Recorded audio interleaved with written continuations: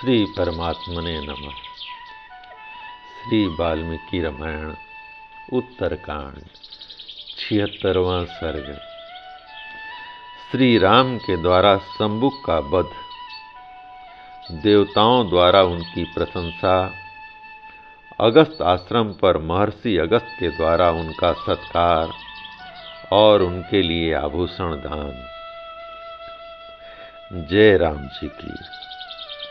क्लेश रहित कर्म करने वाले भगवान राम का यह वचन सुनकर नीचे मस्तक किए लटका हुआ वह तथाकथित तपस्वी इस प्रकार बोला।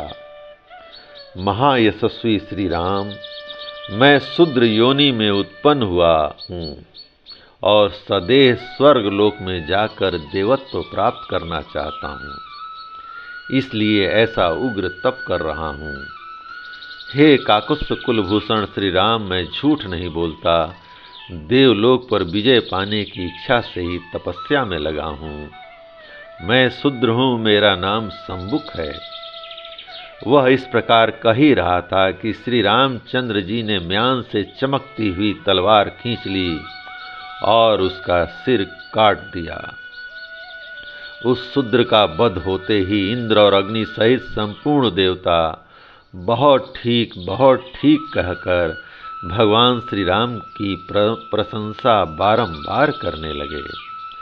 उस समय उनके ऊपर सब ओर से वायु देवता द्वारा बिखेरे गए दिव्य एवं परम सुगंधित पुष्पों की बड़ी भारी वर्षा होने लगी। वे सब देवता अत्यंत प्रसन्न होकर सत्य पराक्रमी श्री राम से बोले, देव महामते, आपने यह देवताओं का ही कार्य किया है। शत्रुओं का दमन करने वाले रघुकुल नंदन सौम्य श्री राम, आपके इस सत्कर्म से ही यह शूद्र सशरीर स्वर्गलोक में नहीं जा सका है। अतः आप जो वर चाहें मांग लें।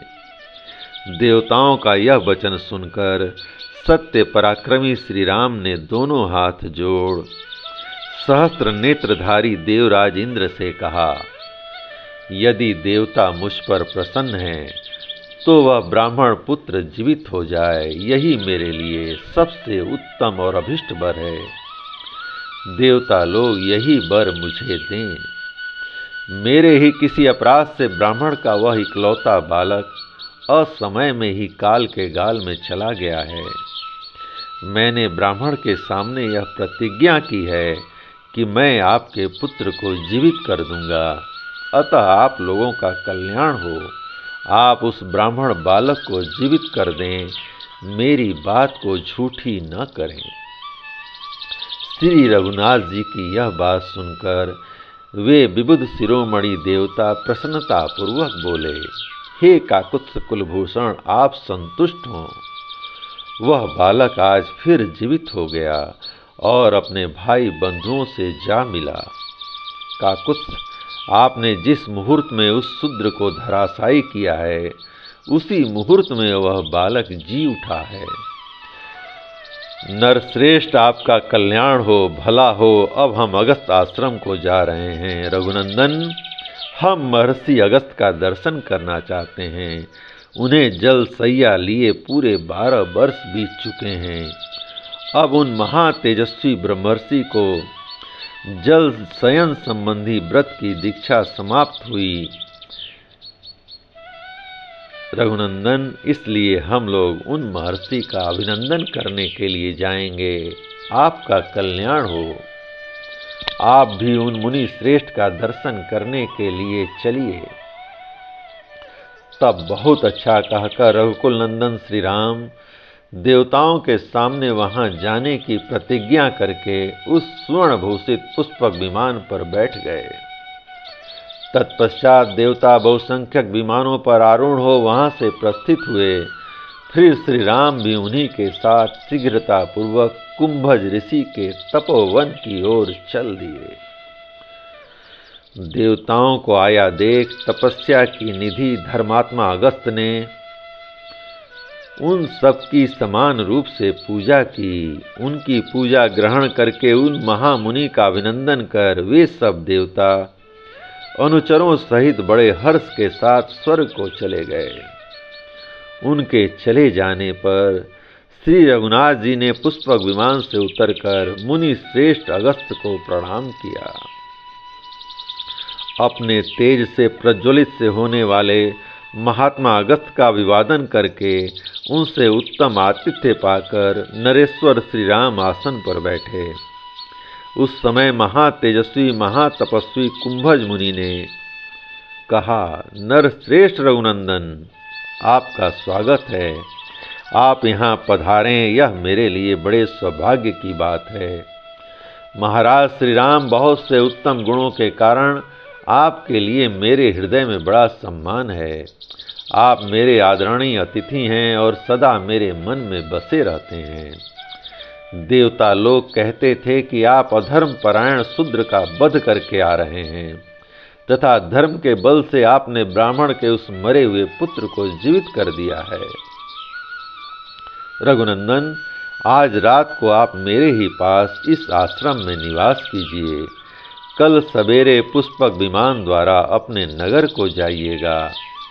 आप साक्षात श्रीमान नारायण हैं।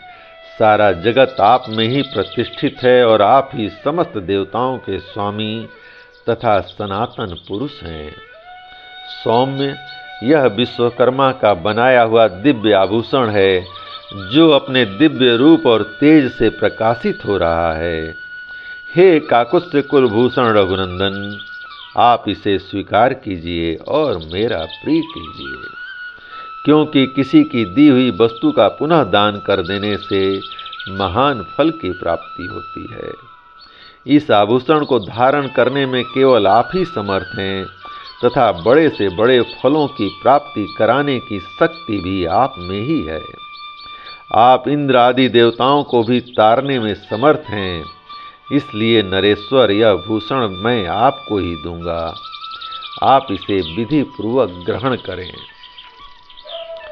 तब बुद्धिमानों में श्रेष्ठ इक्ष्वाकु कुल के महारथी वीर श्री राम ने क्षत्रिय धर्म का विचार करते हुए वहां महात्मा अगस्त से कहा, भगवान, दान लेने का काम तो केवल ब्राह्मणों के लिए ही निंदित नहीं है। विप्रवर क्षत्रियों के लिए तो प्रतिग्रह स्वीकार करना अत्यंत निंदित बताया गया है। फिर क्षत्रिय प्रतिग्रह विशेषतः ब्राह्मण का दिया हुआ दान कैसे ले सकता है, यह बताने की कृपा करें। श्री राम के इस प्रकार पूछने पर महर्षि अगस्त ने उत्तर दिया, रघुनंदन, पहले ब्रह्म स्वरूप सत्ययुग में सारी प्रजा बिना राजा के ही थी।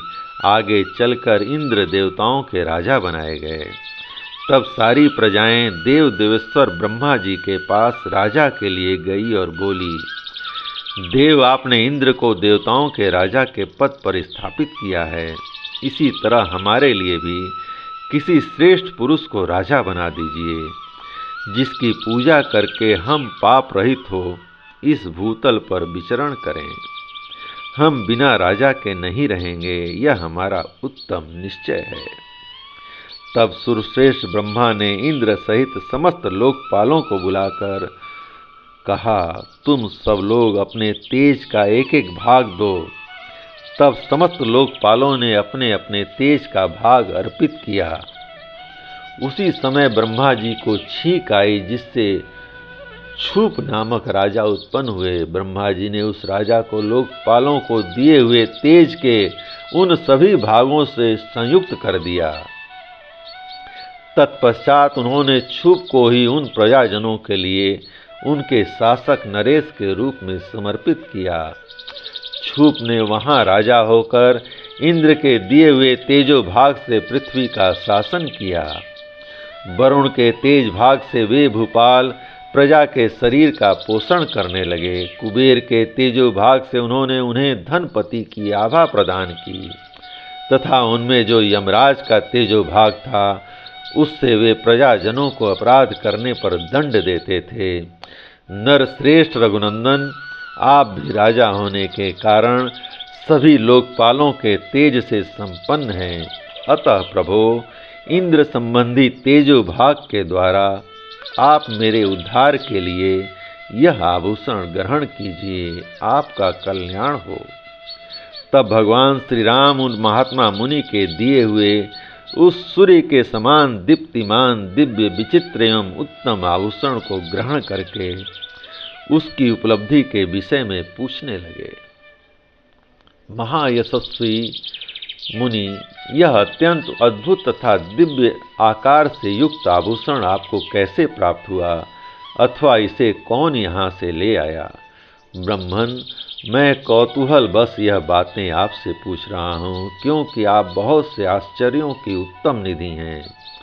हे काकुत्स्थ्य कुलभूषण, श्री राम के इस प्रकार पूछने पर मुनिवर अगस्त्य ने कहा, श्री राम, पूर्व चतुर्युगी के त्रेता युग में जैसा वृतांत घटित हुआ था उसे बताता हूँ, सुनिए।